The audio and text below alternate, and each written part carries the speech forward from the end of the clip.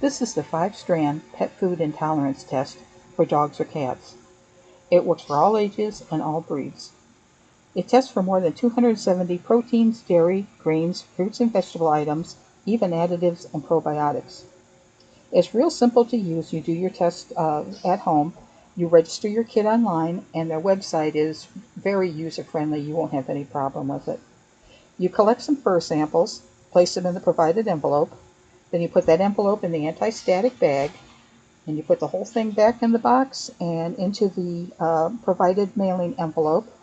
And then they give you a prepaid mailing sticker to put on, and then you just mail off your results. They'll come back in about 5 to 7 days, and they'll come back to the email that you registered your test kit with. I did one on one of my cats, and when I get the results back, I'll come back and we'll let you know how that came out. So the results came back, and this report is absolutely amazing. I have 3 cats, and the reason I decided to test this one was because she frequently does vomit, and we've always kind of attributed to her eating way too fast and too much, or she does have a lot of hairballs.